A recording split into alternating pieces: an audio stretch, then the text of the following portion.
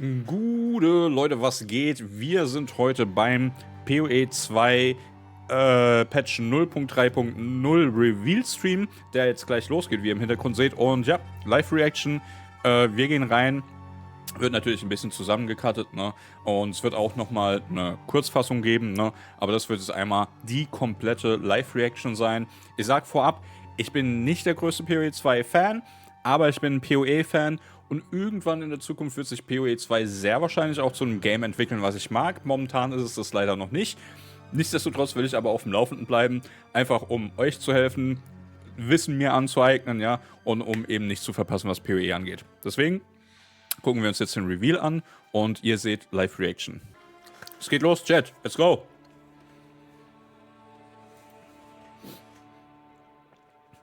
Let's fucking go!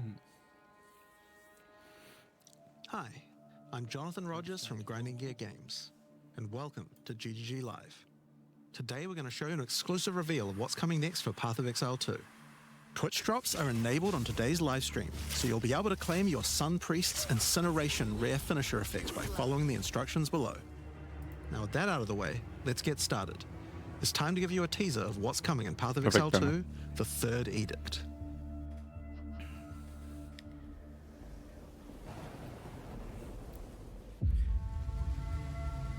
Oh. I have called you here to save Toter. our people, to save our way.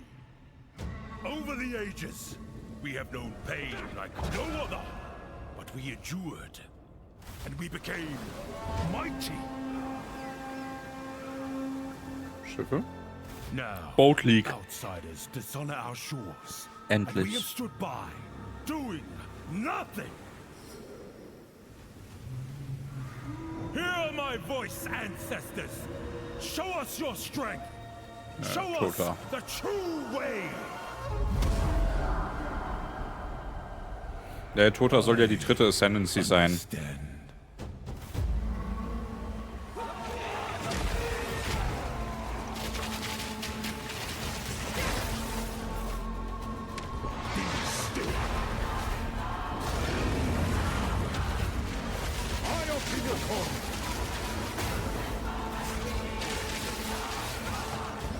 Die Arenen sind wieder so schlecht. Nicht die Arenen, die Wege. Die Bosse und die Arenen sehen echt geil aus wieder, also.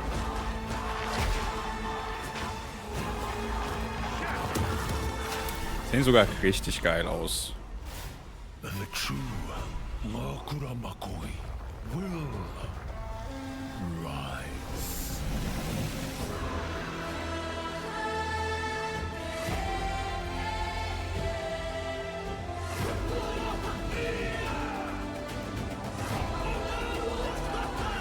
...24 Bosse.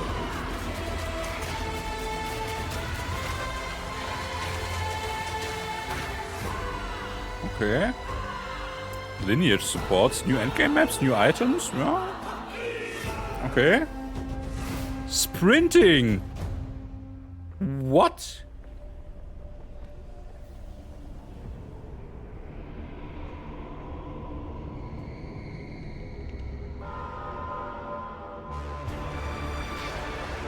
Okay, es war also doch Gebiss.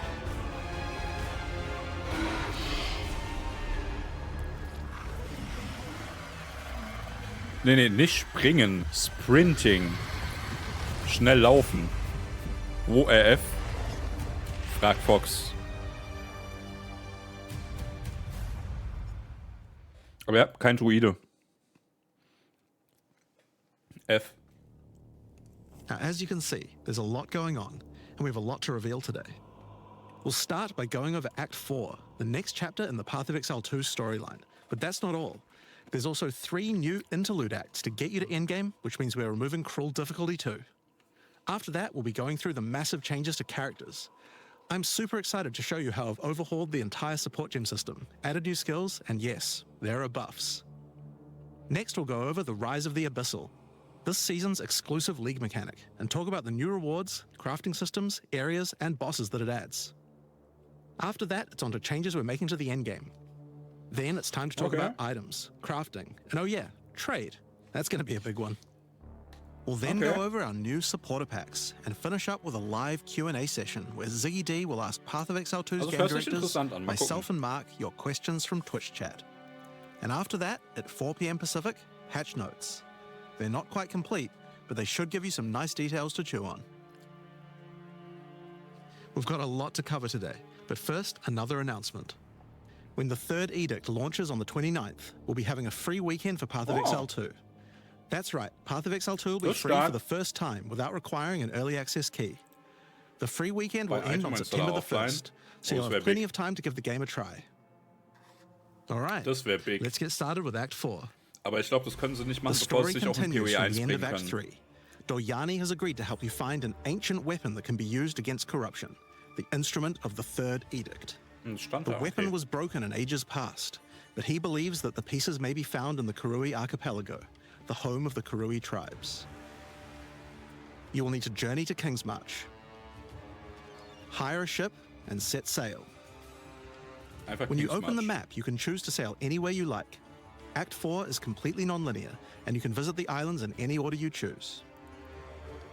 Will you visit the pristine beaches of Whakapanu Island?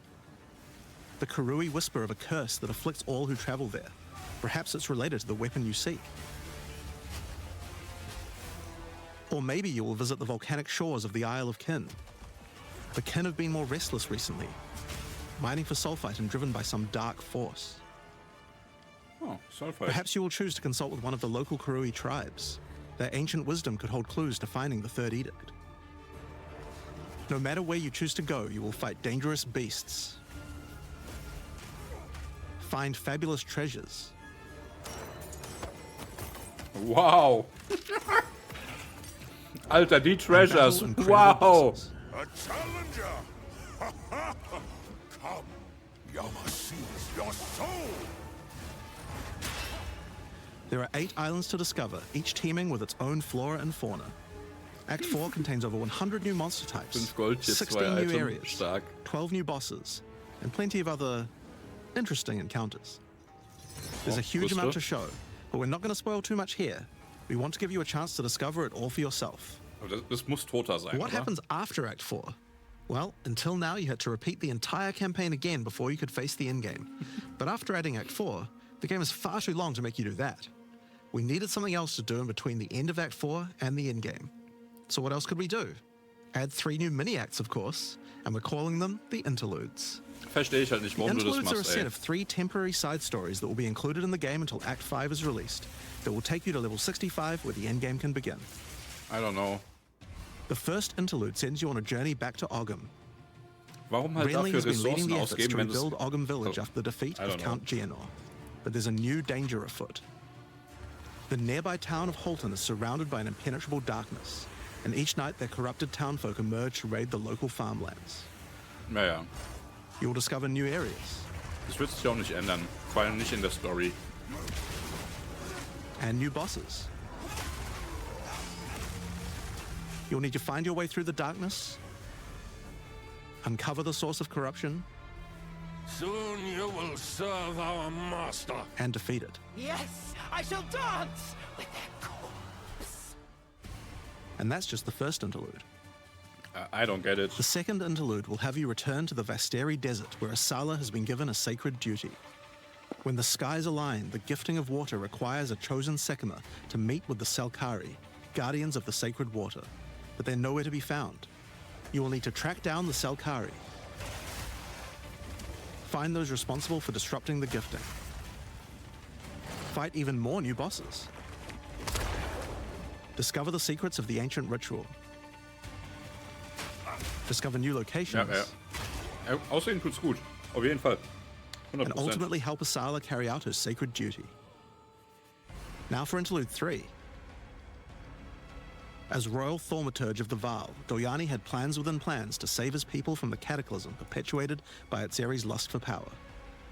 One such plan involved sealing a group of willing Vaal deep in a great mountain vault near the home of the Asmeri, deep enough to survive the cataclysm. Even though thousands of years have passed, he believes that their descendants may still live, and may be key to defeating the beast. The journey up the mountain will be dangerous. New foes stand in your way. And the further up the mountain you venture, the colder it will become. Explore caves of ice and enter the vault itself. Who can say what you will find within? The interludes are 6 to 7 areas each and generally include 4 boss fights as well. When you put that together with Act 4, that adds up to 35 new areas in the campaign and 24 new bosses. It's worth making clear that the interludes are temporary. When Act 5 and 6 are added, the interludes will be going away. These are side stories after all, but don't worry, the bosses and areas that make up the interlude are all part of the endgame. We're not just going to throw them away. And with that, we don't need cruel difficulty anymore. We do know that it was a pretty big chore to have to play through the campaign multiple times on each character, and this was a huge reason that the campaign could feel like a bit of a slog when playing through again. But we do also have another new feature to address that particular concern as well. So let's talk about sprinting. Oh, holy shit. In 030, when you hold down the dodge roll button, your character will go into a sprint after they finish the roll. This is available on all character classes, and there's no limitation on how long you can sprint for. The primary purpose of this feature is to make navigating areas faster when out of combat. Because of that, if you do take a hit while sprinting, you'll fall to the ground. Warum? The best idea is to use a skill when you see monsters. That'll break you out of the sprint so you can engage with no danger. If you do need to run away from monsters, just hold Das ist spacebar. so dumm! You won't be vulnerable during the roll, and you're faster while sprinting than basically any monster in the game, allowing you to retreat from combat. Sprint is a pretty significant change to PoE 2's gameplay. What I like most about it is that we can accelerate the pace of the game for those who want that, without having to compromise on PoE 2's more visceral combat systems. Okay, so that's the new extensions to the campaign, but there's a whole giant league to play through as well. I'll leave that to Mark to talk about later. And that's because what I want to talk about now is the new stuff for your characters. And probably one of the biggest new systems here is with the support gems. Now, support gems are one of the most interesting elements to creating a build. They what enables so many interesting mechanics and different ways to play. But PoE 2's support gem system has just never been quite right. One of the major issues is a limitation of only having one support gem of each type on your character. We didn't want builds to just become using the same 5 most powerful supports in every skill. The problem with this design, though, is that it's actually working against using multiple skills in your build. If you can only use each support gem on one skill, it means that you're encouraged to go all in on that one ability. And we want to encourage you to combo your abilities, something needed to change. So with that in mind, we've removed the restriction of having one of each support gem per character. You can now use as many copies as you like. Vor der Beta gesagt. This should drastically increase the amount of possible builds and increase the amount of skill diversity. There are a lot of potential builds that suffered from the previous restriction. For example, a poison build previously couldn't add poison to more than one skill. They couldn't use stacking poison on more than one skill either. This severely limited your ability to combo with anything outside of the specifically designed poison archetype, but now you can. Many utility skills previously couldn't scale to endgame, because the supports that would make them scale were more useful to use on other skills. You would never speed up killing Palm with martial tempo, when you would much rather use it on your primary skill instead. There are more examples like this all over the place. In addition to that, though, we thought there wasn't enough feeling of progression in the supports as you went through the game. There were only 3 tiers of supports, and many of the most important ones were given out at Tier 1. Also, there were no strict upgrades, meaning that upgrading supports when you ran out of sockets required quite a lot of thinking. In order to solve these issues, we now also have multiple levels of many supports as you go through the game. For example, double barrel support gives you an extra bolt, but at the cost of 30% less reload speed. Das hat halt auch keinen At Tier Sinn 2, gemacht, the penalty gets dass die lowered to einfach 20%. nicht scalen, die Support But then Gems. at Tier 3, the support gem gets something new. It now reloads automatically when you heavy stun an enemy. In some cases, the highest tiers might work a little differently, and you'll have to decide if you like the upgrade or not, depending on your build. For example, rapid casting. The first couple of levels gives 15, then 20% increased cast speed. But then at Tier 3, it changes to a new approach. For each different spell you cast in the last 8 seconds, you get 10% increased cast speed, which could be a pretty big bonus if you use a lot of different spells. So that's pretty good for upgrades through the campaign, but we wanted to add a little more spice to the endgame for supports too. And that's where our new system, lineage supports, comes in. You can think of these like unique items, but for supports. There are supports that are only available at endgame, but they're much more powerful. Like Ratha's Assault. It's an upgraded version of Double Barrel that reloads your skill as you dodge roll, as well as increasing the number of bolts it can hold. But it does mean that it's the only way you can reload the skill now. Now, unlike regular supports, you can't find these through the Uncut support gem. Just like unique items, many of these can be found from specific bosses. Aw. And there's a ton in the regular drop pool too. Okay. Some of them are fairly rare, others fairly common. Some of them are build defining, others are just straight up power upgrades. All in all, there's around 40 lineage supports being added throughout the endgame, so there's a lot of power to find out there. Now, the new support gems are certainly going to open up a lot of builds, but of course we have a huge range of improvements to individual character classes as well. As well as adding new skills, we had a big focus on buffing existing skills so that they can scale Also, sie well werden into halt the einfach, endgame. keine There's a Ahnung. huge amount to cover here, so Da we're reden not wir going to später discuss drüber. everything. We're just Reden wir going to später quick fire drüber. through some of the coolest changes. We wanted to make cold a more useful element on the Ranger, so we've expanded the cold tools available. As well as increasing its range, Escape Shot now creates fragments of ice whenever it hits the ground. These fragments explode after a short time, making the skill better for killing groups of enemies.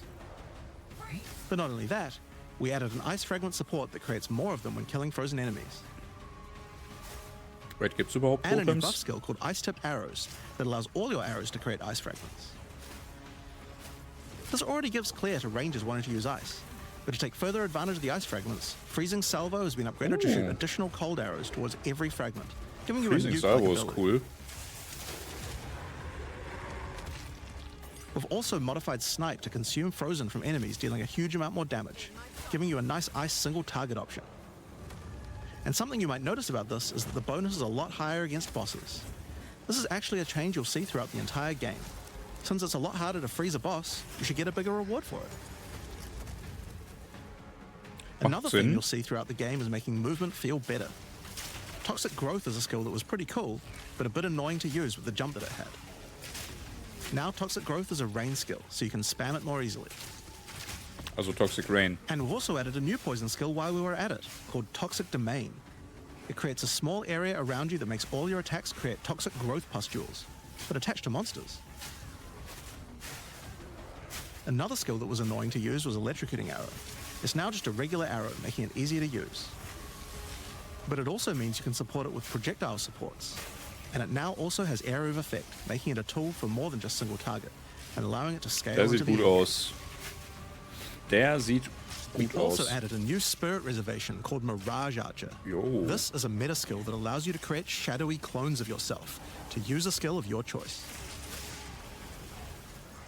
Mirage Archer. Of course, one of the other big problems the Ranger had was survivability. Evasion was the weakest of the three defenses, and we wanted to change that. Currently, evasion doesn't evade all types of hits in the game, so you're still vulnerable to things like slams or unblockable attacks. Bonk. To make evasion characters more tanky, we're adding a new mechanic called Deflect. Unlike evasion, Deflect works on everything, and if you successfully deflect a hit, you take 40% less damage. Items can now give you a mod that gives you some amount of deflection based on your evasion. And there's a bunch of it available on the passive tree too. Deflection is rolled in addition to evasion, so this is an upgrade for regular hits too. And unlike evasion, there's no maximum chance. You can reach 100% deflect against all hits if you spec into it enough. Of course, this is a buff that helps all Dex characters, so the Mercenary and the Monk, but especially the Huntress, are seeing big defense boosts from this as well. Naja, genau. Deswegen habe ich auch ne Speaking of gesagt. defensive mechanics, let's talk about block and parry. Now, one of the big concerns on the release of the Huntress was parry feeling unreliable. One of the big reasons for this is there's a lot of hits that are not blockable, and thus not parryable either. So a huge balance change we're making is that now everything is blockable, except for specifically unblockable red flash skills that bosses use. This makes parry much more reliable. And not only that, but to make block and parry nicer to use, you now also move faster than before while using these abilities. This is a massive buff to passive block as well. So to counter that, we did have to lower the max passive block a bit, but overall you should feel much safer. Fire skills on the warrior were not really cutting the mustard, so we decided we needed to upgrade a bunch of them, but also add some more as well. Let's start with a buff. Volcanic Fissure now branches into multiple fissures, giving it much more clearing potential. Jo. We've also added a new skill called Forge Hammer. This skill throws a molten hammer that does a slam at a distance. You can recall the hammer back by using the skill again if you like, but the cooler thing to do is to use a war cry near it. Using a war cry makes the hammer explode, making a bunch of volcanic fishes around. Volcanic fishes re-trigger when you slam them, so it's a great skill to make a flaming arena to fight a boss. Okay. Oh, nix Bärenlocke. We also buffed Perfect Strike to have a much larger area of effect, and changed Molten Blast to not always force you to move forward. Trust me, it feels a lot better to use now. The skill now has massively boosted chance to ignite monsters as well. And you're going to want to ignite monsters due to a new glory skill called Ancestral Cry. Ancestral Cry charges up with glory by igniting monsters, invoking King Kaum's favor. After you do, use it to channel Kaum's ancestral power. Every attack will be ancestrally boosted with fire. Your very steps will explode, triggering volcanic fishes, and molten balls will erupt from your attacks. Warrior shield skills were another area we wanted to improve. Now that we've got Sprint, we actually don't need to have a cooldown on shield charge anymore. It now also does more damage the further away you are when you use it. Shield Wall got significantly upgraded AoE. Also, you can shield charge right through it to trigger all the walls. We also added a new shield war cry. Fortifying Cry gives you a defensive buff, but it also builds up charge on your shield that empowers your other shield skills. And Magma Barrier now doesn't require timing in order to use. Just wait for your shield to charge up and block. Seismic Cry now stuns enemies that are primed for stun. And we changed the Sunder interaction with Armor Break. It now also gives a Sundered Armor debuff that makes enemies take 40% extra physical damage. Great for bosses. Ancestral Warrior Totem has undergone some pretty significant changes too. We wanted the skill to feel more like using an ultimate. That summoning an ancestor to fight for you was a big deal. So we've changed this totem to require 3 endurance charges to summon, and massively buffed its damage. It also now scales your weapon damage too. Since there's no limit anymore, if you build around generating endurance charges, you can summon an entire forest of totems. In order to make that easier, we added some new sources of endurance charges. There's now a support to make Perfect Strike generate charges, and a support for generating endurance charges from heavy stuns as well. Speaking of totems, we wanted to upgrade the Warbringer. Among the other changes we've made to this class, Answered Call now gives an extra totem, and the spirits have just been generally buffed in many ways. Use it with your limitless ancestral warrior forest to make an army of Karui that would make Tukahama proud. We've also merged the Great Wolf Howl and Warcaller's Bellow support, so that you can get all the benefits with 1 point. And Encased in Jade no longer removes the Jade when getting hit, making it a much better defense. Next up, let's talk about accuracy. Accuracy was always intended to be something that warriors didn't need to care about very much so long as they're in close combat. But unfortunately, that's not currently the case. This was particularly annoying with skills like Bone Shatter, which you certainly don't want to mess with. So we significantly buffed your chance to hit at close ranges when you don't have much accuracy. Warriors shouldn't require any accuracy investment in order to hit with close range attacks now. We also wanted to improve armor. Now, one of the major weaknesses of armor is the inability to defend against elemental damage. In order to mitigate this, we're adding a lot more of the stat that allows your armor to defend against elemental damage. It's now available on items and in a lot more places on the passive tree. Okay. Das ist, ja. One of the most important improvements we've made in 030 is to declunk the action and flow of shooting crossbows. You can now reload crossbows without any movement penalty. But not only that, all skills that can be used while moving now slow you for a shorter amount of time. This change benefits everyone, not just crossbow skills. With both of these changes put together, the run and gun playstyle feels much better. It's hard to explain how important this change is for the feel of the class. The Mercenary is also a good chance to talk about how we're rebalancing to make comboing skills much better. Take Shock, for example. It buffs damage and lasts 4 seconds right now, but that isn't really giving you enough time to take advantage of it. If you're going to add a lightning skill into a build that otherwise wouldn't use one, we need to make mechanics like this much better. So we've increased shock duration on monsters to last 8 seconds. And skills like Plasma Blast, which are intended to be good at shocking enemies, now increase the damage bonus by a lot more. You'll find changes like this all around the game. Chill now lasts 8 seconds, giving you more of a reason to weave in cold damage. Freezing skills are better at freezing. Burning skills need to cause burns that last longer. But making skills like Permafrost Bolts and Incendiary Shot double down on how they're supposed to be used, it makes using them in your build alongside other skills much more likely. Sieht so langweilig aus, ne? We're also Sorry, making sure to buff specific combos too. The freeze explosions from frag rounds now chain to nearby enemies. And using high velocity rounds with armor break will now fragment the opponent's armor. This causes monsters to take a portion of high velocity rounds damage with every subsequent hit, even tiny pellets. So that means following it with a shotgun blast is way more effective. Damage. Now there's a lot more buffs to crossbow skills, but for now I'm just going to talk about the new one we added, the mortar cannon. This one lets you socket any grenade skill, and using it will summon a cannon which loads and then fires the grenade you choose. Oh. Da hast du deine Totems. Another issue on the mercenary were banners. They were just not very good, so we're doing a big upgrade to them. They now last longer, don't disappear when moving out of them, and we removed the Valor mechanic. They now just give a much more consistent and stronger buff, and you can use them when you get enough glory. On which, one of the main focuses was making various minion types more useful to use together. Oh, Melee minions in particular were just not that great compared to ranged ones. As a Minions? starting point, we just straight up removed the requirement for minions to have accuracy. Attack minions now always hit, which makes them way better. Okay. Brutes got some good numeric buffs, but we also added a new command skill where they do a war cry that intimidates enemies and detonates any frozen monsters and allies around you in a big cold explosion. Okay. We've also changed the Frost Mage's command skill to an ability that adds ice armor to your other minions, adding a layer of defense. And it makes them deal cold damage back to the attacker as well. The ice armor also makes the minion count as frozen, so the Brute's war cry can detonate them too. Unearth was Okay. changed to work on corpses of your dead skeletons, allowing you to summon the minions more easily in boss fights. And they also got a new jump ability, allowing them to get into combat faster. Ray's Spectre was also feeling pretty weak for the spirit cost they have. Yeah. To be honest, we were a little afraid of these when we first balanced them.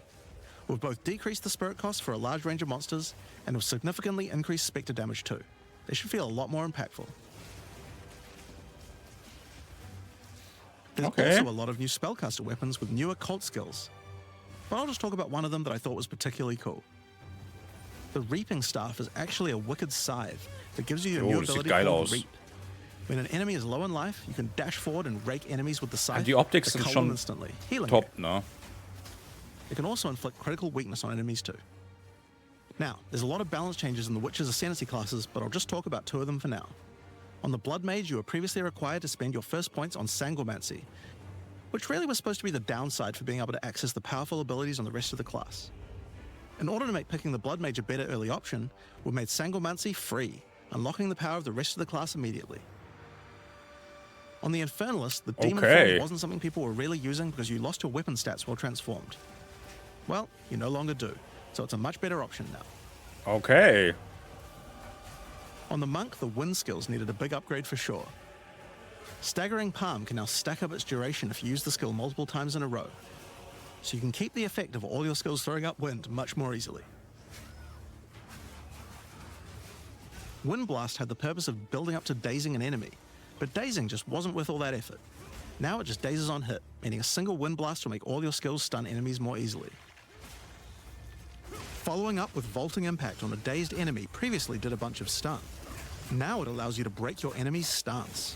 When their stance is broken, following up with a fast attack will do way more damage. A cool build that certain people always enjoyed in PoE 1 was hand-to-hand combat, but until now we just didn't have a real way to make it viable. Huh? Well, that changes now. The Monk, as a true martial artist, now has the ability Oh. to learn the Hollow Palm technique, Oh. a keystone that lets you use all quarterstaff skills while unarmed. All quarterstaff attacks now have a special unarmed version, and you get further bonuses to all your attacks from stacking Energy Shield and Evasion on your character. Ooh. A new keystone we also added to the Monk section of the tree is Walker of the Wilds. This changes Mana Leech to work with elemental damage instead of physical, which is pretty useful for all those elemental attacks the Monk has, but it works well for the Ranger too. Now, one of the least used Ascendancy classes in the game is the Acolyte of Chayula, so we knew we needed to make some changes here. One of the key things we had to do was make the chaos damage that the Acolyte can do much more useful. So we've added a new skill allowing chaos damage to ignite, shock, chill, and freeze, embracing the elemental prowess of the Monk in a truly chaotic fashion. In addition, he can make all of his chaos damage leech. And we've buffed Into the Breach and Embrace the Darkness by moving the effects of the 4-point nodes into the base skills. He also gains a new notable, Grasp of the Void, which leaves void illusions behind you as you dodge roll. If they're killed, they do massive explosions of darkness, dealing damage to everything in sight. Now let's talk about sorceress skills. One of the things we wanted to improve on the Sorc is the ability to use multiple elements together more effectively. Now, this might seem small, but one of the things pushing you towards using a single element is debuffs like Elemental Curses, which lower resistances of a single element. In order to fix that, we're making quite a lot of game-wide changes to these kinds of mechanics to broaden what they apply to. So for example, there's no longer 3 curses for fire, ice, and lightning. Instead, there's just a single curse that buffs all 3 at the same time. Oh? And things like Frost Bomb, which gave you cold exposure, now give elemental exposure. You can use it to buff any of your other skills. Oh? We also wanted to make switching between different weapon sets smoother, so you can use different elemental staves more effectively. To do that, we've removed the weapon switch time, and now happens instantly. This applies game-wide too. Now we didn't just want to stop there. We wanted to add some specific mechanics that work between different elements, and that's where elemental infusions come in. Certain skills can now drop elemental infusions. For example, when a frost bomb explodes, it leaves behind a cold infusion on the ground. After picking it up, you can spend it on one of any number of different skills to transform how they work. Spark will create a nova of cold-infused projectiles. Ice Nova will leave a chilled area on the ground. And we also added a new low-level skill that fires ice shards. Use it with cold infusion though, and the ice shards will explode. Orb of Storms now generates lightning infusions when you cast enough spells near it. And that's all spells, by the way, not just lightning. Once you have one, you could cast a lightning flame wall, which adds both fire and lightning damage to all the projectiles that pass through it. Okay. Or Ember Fusillade with lightning, which will generate arcs to nearby enemies as each fireball hits. Or maybe go lightning on lightning with arc. This skill is now a projectile, and by infusing it, you can go full Palpatine. Get fire infusions by blowing up monsters with living bomb. Then use them with Comet to summon a giant fire meteor from the sky.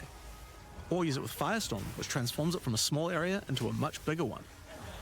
Firestorm is unique in that it can be infused by multiple different elements at the same time. Add an ice infusion to rain down ice at the same time as the fire. And add lightning to add deadly strikes from the heavens into the mix. Or use it with all 3 to generate a storm that is truly apocalyptic. Cold Snap has been simply turned into Snap. Previously you could use it to shatter ice, but now it works to detonate all of the different elemental ailments, and makes them leave behind infusions. And just like how you could previously use it on Frostbolt, you can now also use it on Orb of Storms and Solar Orb to detonate those as well, which means you can create many infusions at once. We also have a Spirit Reservation skill, and a support gem to help generate them too. On the passive tree, we've added quite a few new keystones to the Sorceress section. Here are a couple of examples. The Black Flame Covenant keystone converts your fire spells to chaos and causes your ignites to deal chaos damage. Your fire spells and ignites will also turn purple. Oh, sie haben es endlich mal hingekriegt. The Ritual Cadence keystone causes your invocation skills to trigger more times, but makes them trigger periodically over a longer duration instead of one. Great for those auto-bomber builds. Now, in addition to skill changes, we've added a lot more options for the passive tree for each class. Overall, there are more than 100 new notables on the tree, usually around 20 per class, along with smaller clusters as well. Check out the old version, and here's the new version. It's a lot more now dense, we're and there's talking. more interesting nodes than before. Now we are talking. Now, we probably can't go through too many of these in the live stream, so I'll just show you one from each class's area of the tree. We tried to be a lot more thematic with the new nodes. So for example, the Molten One's Gift. It lets the benefit of Armor Break apply to your fire damage. Or how about Last Stand, which gives you lots of stats as your situation becomes more and more desperate. A lot of these have themes aligning with Ascendancy classes. Like for the Gemling Legionnaire, for example. You have crystallized immunities, which makes you immune to different status ailments depending on which support gem color you have socketed the most. Another Ascendancy class align notable is Sanguimatic Rituals. It allows arcane surges to generate life instead of mana, unlocking that support gem to be used with the Blood Mage Ascendancy. In the Sork area, you'll find these Archon nodes that allow you to convert all of your elemental damage to a specific element. You become a Lightning Archon when you spend enough mana, after which all your skills will be converted to lightning, and you will do extra lightning damage as well. We have ones for cold and fire too, with different triggers. Oh, Spark. Here's another cool one. Elemental Practitioner gives crit bonuses if you've triggered a skill recently, while also making crits generate more energy for triggers. Or maybe you'd like the Great Boar. It gives you a reason to stack dexterity to make you tougher, giving a bonus to life and stun threshold. Or the Cunning Fox. It straight up gives you 5% quality to all your gems. Now, another major change is attribute requirements. We felt like players probably had a few too many nodes and attributes and not enough in interesting passives. Wirklich? So we lowered attribute requirements by 25% across the board. Ach nee. Echt That means jetzt? you'll have more points to spend on interesting notables rather than just needing to allocate more strength, dex, and int.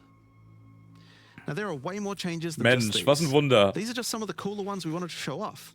But I'd say that's just about enough for now. We're not even half done yet. So I think it's time that we talk about the League, the rise of the Abyssal. And to do that, I'd like to hand things over to Mark. Hallo As you Marc. just saw, even though there are major changes to the campaign for this update, we want to make sure that every time you come back for an expansion, each area feels different with something extra going on. It is really important to make sure your experience when returning between expansions is fresh and filled with new content. And the way we did this was through leagues. Every expansion we make has a league, which not only has a fresh economy, but also has new content exclusively available in that league. So, let's delve into the details of what Path of Exile 2's first official league is bringing to the table. Oh stimmt, das ist die erste The offizielle Abyssal are Liga, a ne? race that have True. mastery of forbidden magics and necromancy. They were thought to be extinct, but have merely been biding their time underground.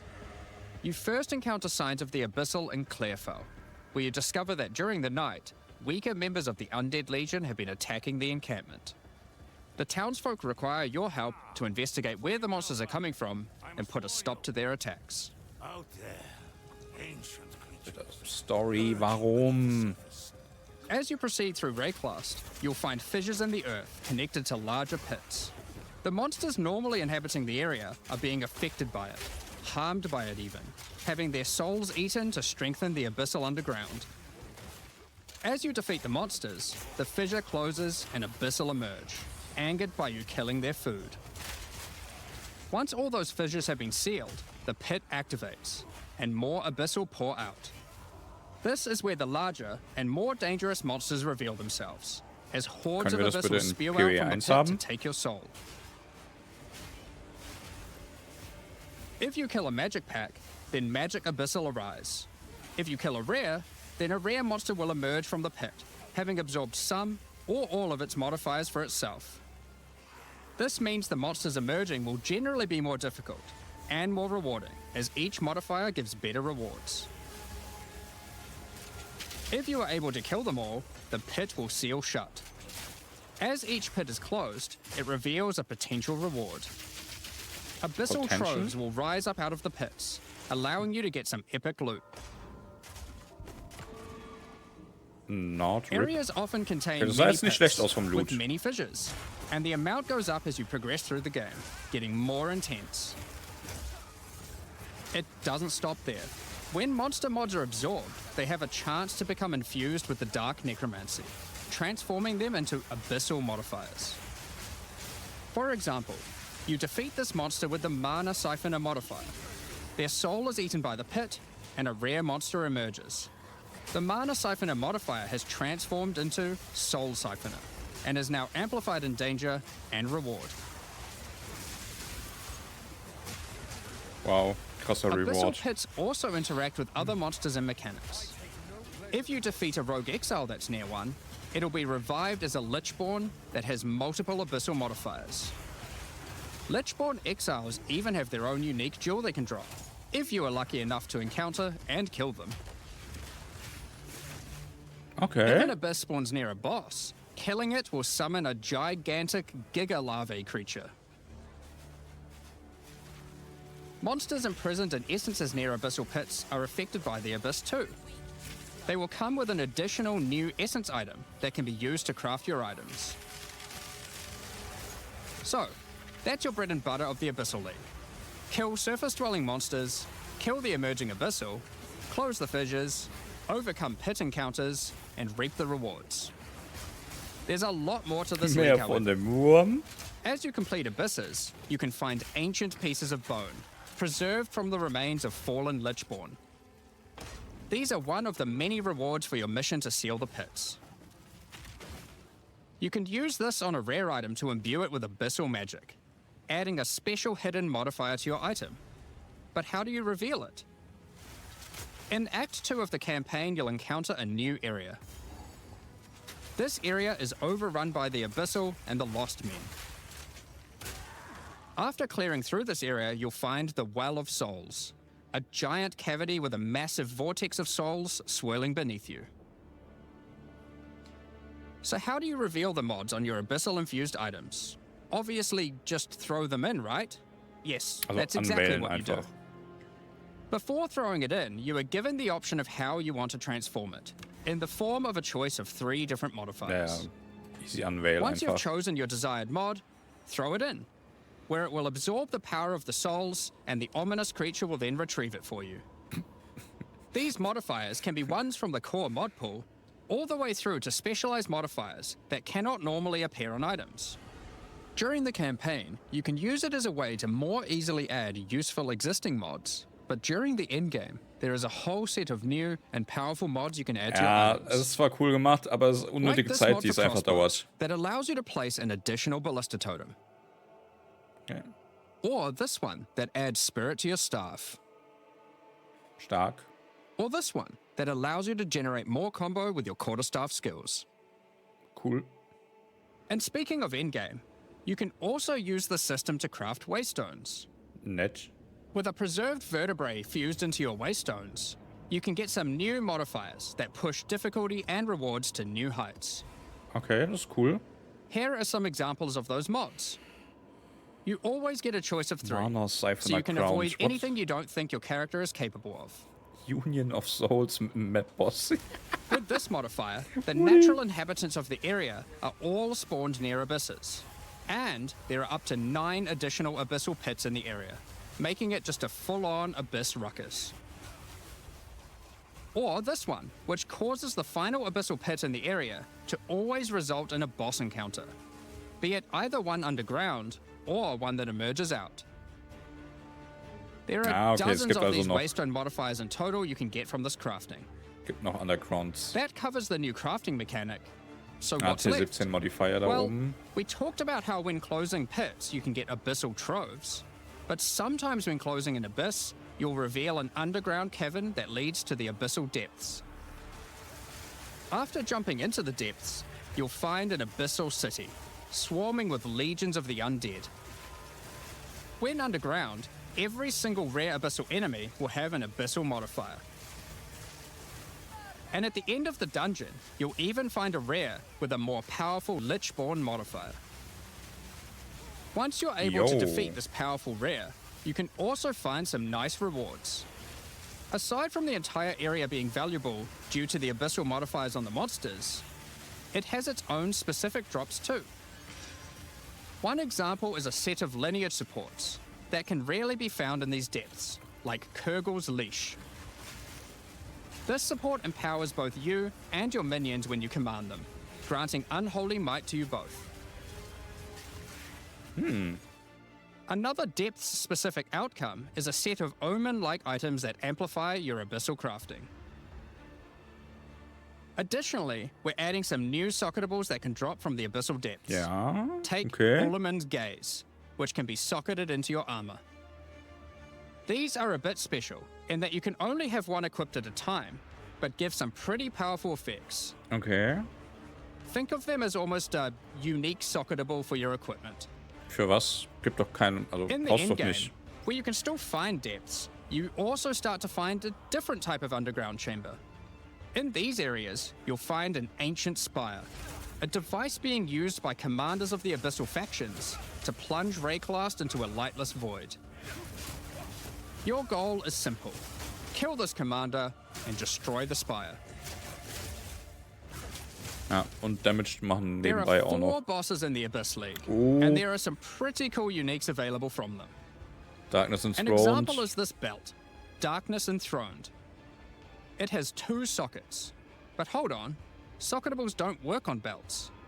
Well, this belt has a special mod that allows it to count as a different slot for the purpose of socketables. This one, for example, counts as a helmet. I kind of want one that counts as a body armor. I wonder how rare that one is. You can also find this unique jewel, Undying Hate. This jewel transforms Timeless part of jewel. your passive skill tree into an abyssal version, and has multiple Holy. deaths. The deeper it goes, the more of your passive tree is affected, allowing you to fulfill your fantasy of becoming part Abyssal Lich. Now, the last thing that Abyssal commanders can drop is a Finger of the Lich. But what use do you have with a random undead finger? Well, the next time you return to the Well of Souls, with the finger in your inventory, your character will almost feel compelled. To do what, though, you might ask? To jump in.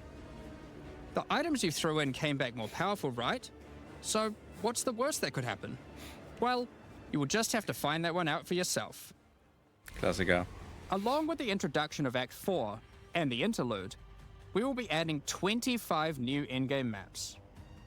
These maps will contain all the new monsters and bosses we're adding, improving variety and giving you opportunities to experience the new boss fights many times. Let's take a look at some examples. Rock Pools is a map where you explore a shallow rocky coastline, surrounded by coral and filled with sirens. At the end is a giant Goblin King boss, ready to eat sulfite and squish you like a bug.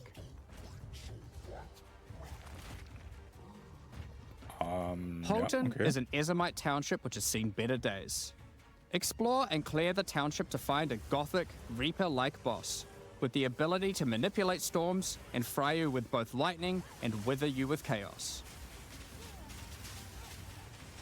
Given some of the new bosses added are a bit more epic, such as the Act boss and final bosses of each interlude part, it would be a bit of a waste to just use them as regular map bosses. Instead, we'll be adding some new mechanics to the Atlas that use them.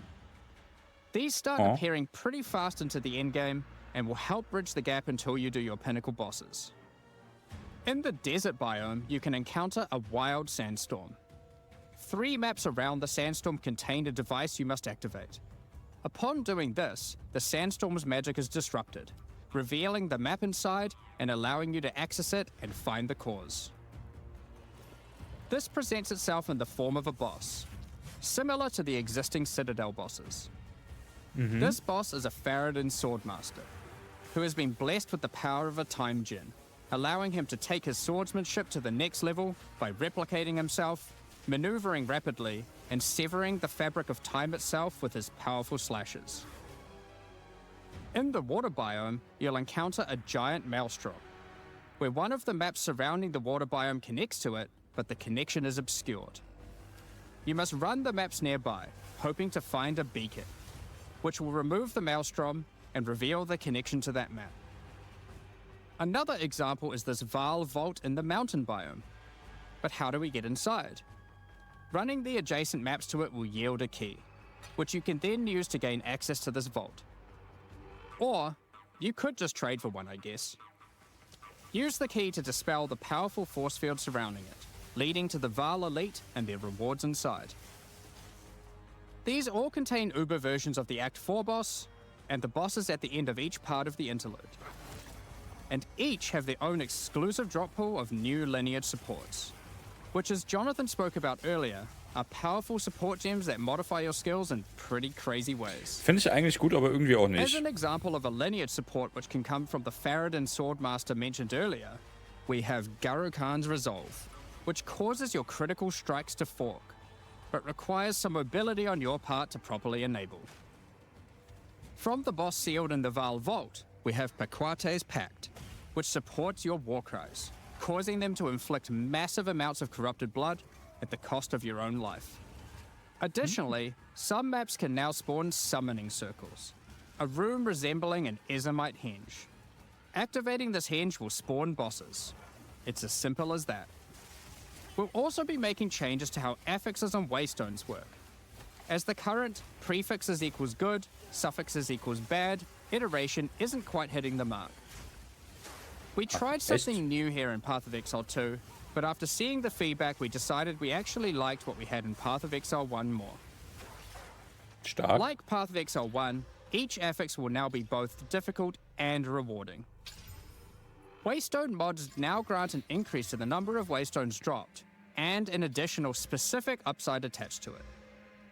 This means as you roll your map, they will continue to get more difficult and more rewarding, and allow you to customize the difficulty and rewards of your maps better. Right. For example, the Frostbitten mod, which causes enemies to deal cold damage, also increases the rarity of items dropped as its upside.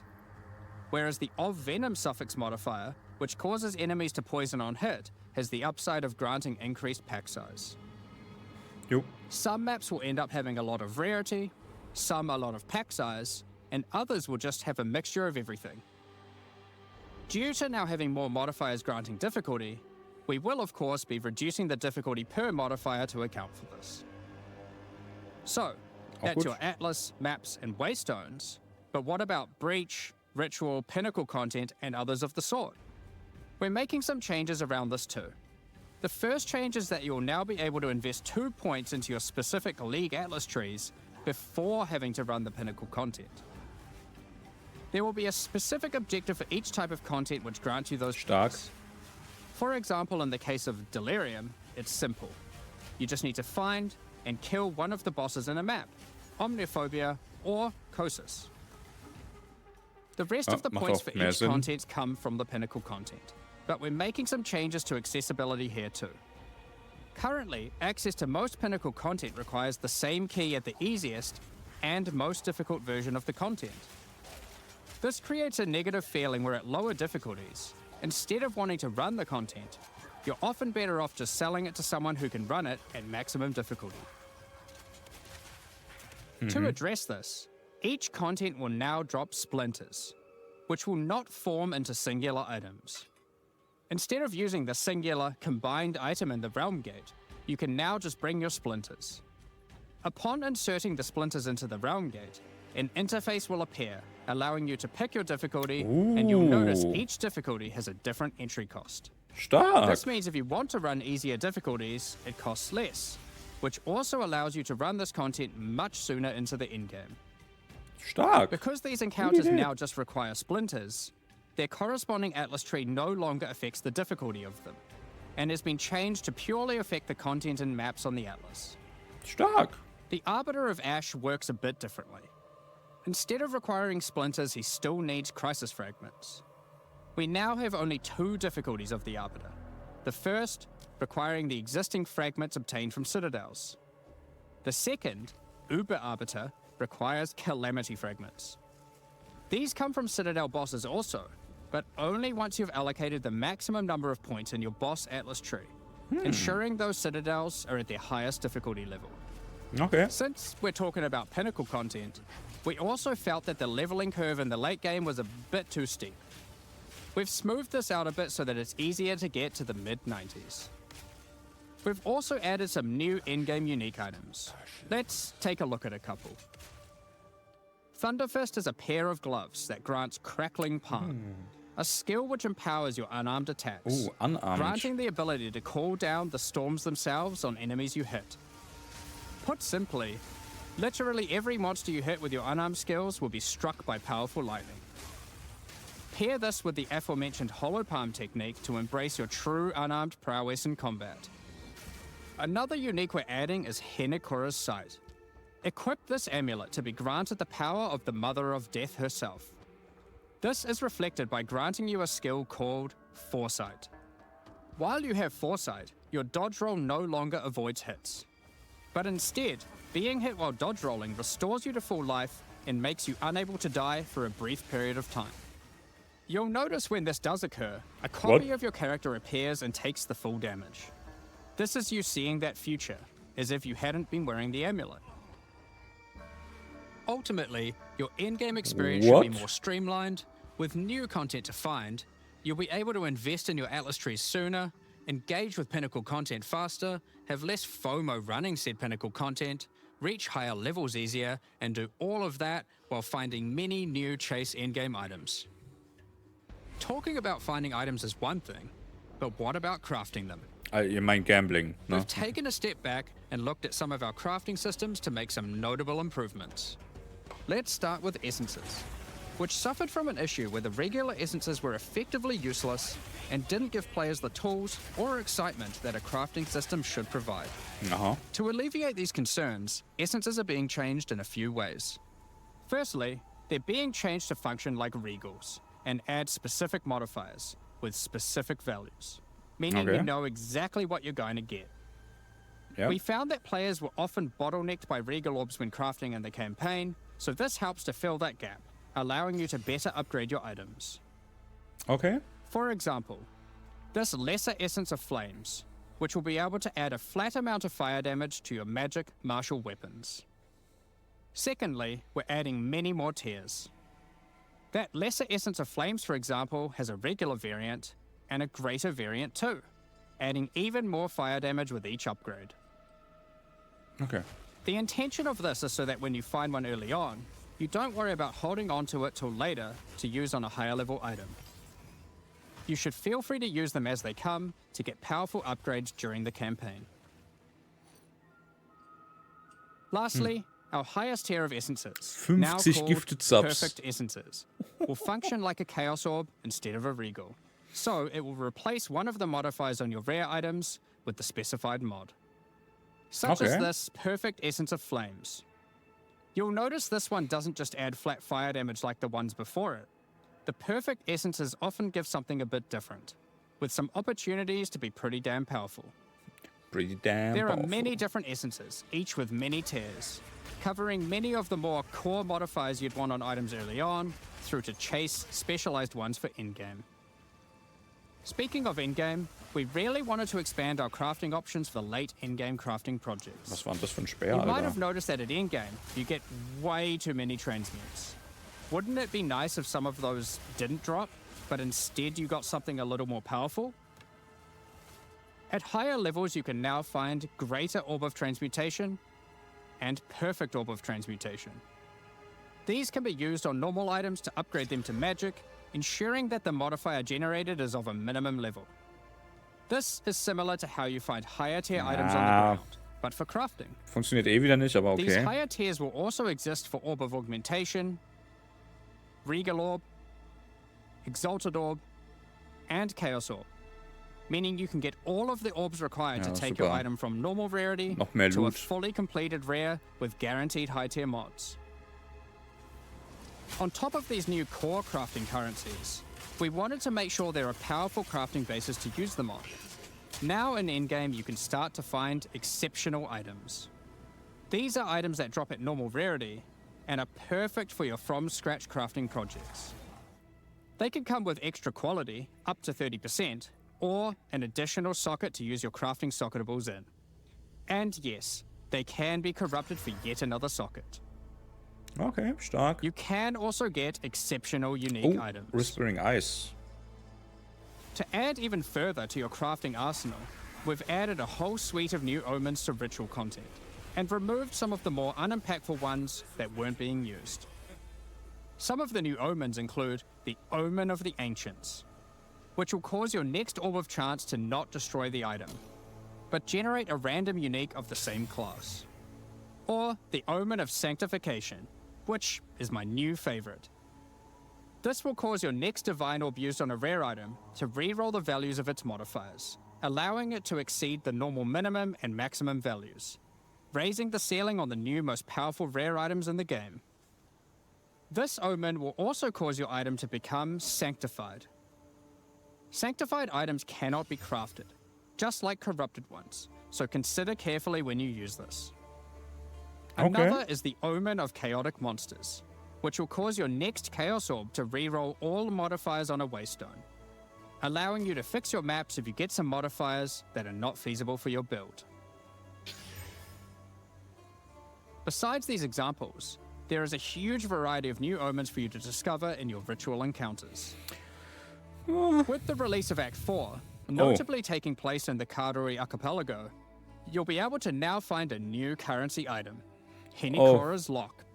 Henikora, the Karui goddess of death, is the endlich power of gutes foresight, Crafting in and Period is able 2. to see many futures, including the outcome of your next craft. So, imbuing her lock onto an item gives you that same power too. For example, Ja, you'll FA. know whether or not to Das ist ein use an Fehler. exalted orb on your item, as you will know exactly what the outcome is. Big Fehler meiner Meinung nach. With all these new crafting improvements, it's safe to say you're going to be making some epic items, and not necessarily just ones for yourself. So given that, it's time to talk about a massive one. Trade. It's finally here. Wer spielt denn The der Raid? moment we've Hä? all been waiting for. Fully asynchronous trade. Over the years, the way players trade with each other in Path of Exile 1 has morphed from using the forums, through to the in-game chat, all the way through to using the website. These systems, in all their iterations, work for a while, but with each iteration, new problems eventually reveal themselves. Be it requiring you to be in your hideout too much instead of out there killing monsters, or never getting responses from people who are either AFK or just can't be bothered. In order to finally solve this, and this has been a long time coming, we're adding a new system that allows you to buy items from other players without requiring the seller to be present. 20k Gold. They can continue farming, killing monsters, AFK as they please, and can even be offline. With the introduction of King's March in Act 4, you will encounter Ange, assistant to Rog in the Meridian Free Traders Company. Over the last 2 decades or so, since Path of Exile 1's storyline, Faustus has handed down his knowledge and expertise to Ange, and she is now ready to take over his business. If you have a hideout unlocked already, you can immediately invite her there. If you don't have a hideout yet, you will need to acquire one.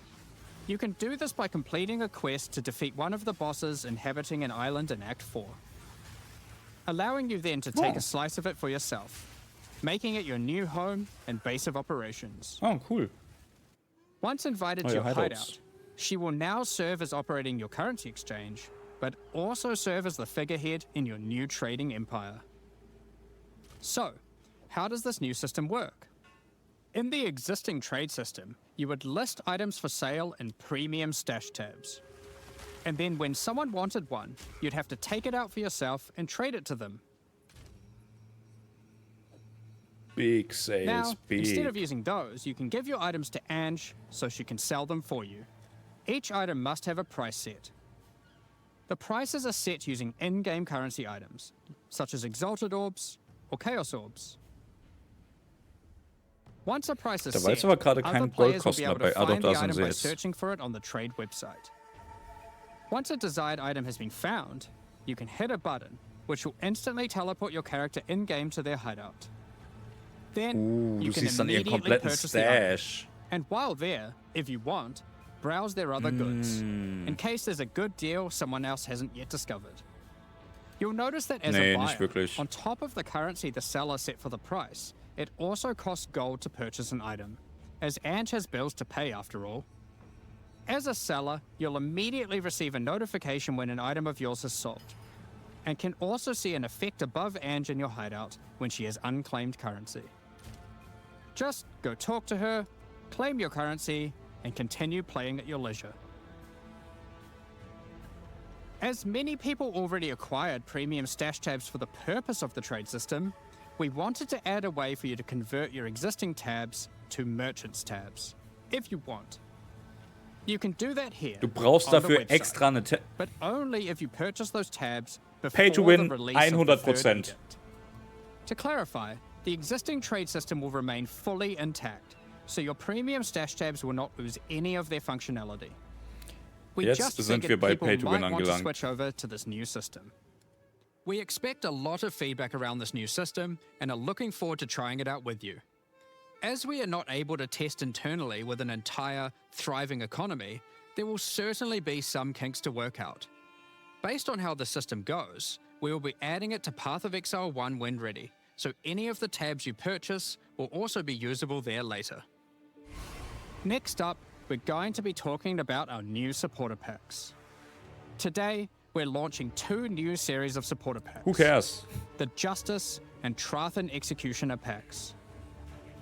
Each tier contains the pack's full face value in points, alongside several exclusive microtransactions. Das mit As dem Gold always, ist... the microtransactions in these packs I are don't purely like. cosmetic and do not affect your character's power or progression in any way. The Justice series of supporter packs contains 6 exclusive microtransactions. Also es hat schlecht angefangen, Claim glory ist after defeating extrem gut enemies, geworden or und hat inspire your allies extrem by schlecht calling aufgehört. down the Banner of Justice portal. Meiner Meinung nach. The Sphinx Mystic hideout decoration will identify items for you, displaying them as it does so. This ancient creature has been presented with many items over the eons, so has some strong expressions to make on the quality of your wares. Become a true warrior, worthy of delivering the justice of the eternal gods with the Apostle of Justice armor set. This armor set also comes with a matching back attachment containing a set of scales to measure your worth. With the Apostle of Justice finisher effect equipped, the Goddess of Justice herself will appear to decide on a verdict for slain unique enemies. Witness as she decides the fate of your slain foes. Will they ascend to be amongst the gods or be banished to the underworld? Wow. The Griffin fledgling pet will be a courageous companion as you journey throughout Rayclast. Also finde ich auch okay, dass es sowas gibt, aber es, Take your also place das ist in the halt skies 100% in the Pay to Win plateau jetzt. of the gods hideout. This hideout comes with many different sections for setting up your home or base of operations. Aber wenn man sich In vorher order drüber to travel gestritten hat, ob between them, Premium you Stash Tabs simply Pay to just Win need sind to oder walk off nicht, the edge. Like a jetzt true sind sie's. eternal god, you can float between the mountains on the clouds themselves. The Trathan Executioner pack series also contains 6 exclusive microtransactions. The Trathan Executioner finisher effect is a brutal display of Trathan might, crushing slain unique enemies as if they were bugs beneath your heel. Okay. As a Trathan Executioner, you're the perfect master for the ever-hungry carrion raptor pet. It has taken a particular liking to the taste of other pets, and at your command it will swoop down and eviscerate them, proceeding to satisfy its hunger by feeding on their corpse. Du kannst The nobles einfach of the andere 4 Pets major killen damit. Trathan houses had their mercenaries, but if their hired hands became notably irritating, they'd have to call in the Trathan Executioners. You can now embrace their methods and become brutality incarnate with the Cruel Trathan Executioner armor set. The matching Cruel Trathan Executioner cloak Holy. will shroud you in scarlet as you crush the skulls of Wisst ihr, your wie das enemies aussieht? and leave a trail of blood behind you as you build up a kill streak. Sieht einfach aus, als würde der Rücken Or so oben use the alternate runterkotzen. variant to simply put a skeleton on your back. Be bathed in blood as you mutilate monsters with the Cruel Trathan Executioner character effect. The swirling blood increases in volume as your spree of slaughter continues. Both this effect and the cloak use the same kill streak for tracking how much blood is shown. After a long and tiring day of executions, enjoy a relaxing game of dice with the Goblin Gambler's Hideout decoration. They'll definitely be playing fair, right? The Pulverizer map device brings a horrid efficiency to punishing the damned of Trathis. Each map you open will execute the next victims. This map device in its true ruthlessness tracks the total number of monsters killed, your kills per second, and your largest kill streak up to the point of the map being completed. This is then displayed on a leaderboard so you can take a measure of you and your friends' violence at Und the auch noch end of each map. Leaderboard. Additionally, any microtransactions from the supporter packs will be made available for use in Path of Exile 1. That's enough about cosmetics. Okay, das ist ja noch Let's okay. get into the Q&A. Ja, But Leute, was soll ich firstly, sagen? I Das want war to die give a Reaction. huge thank you for your ongoing Wir sehen uns support. dann später wieder zum We're just about to start TLDA, wo wir Q&A genauer with drüber ZED. gehen. Also, haut rein. Afterwards, Ciao.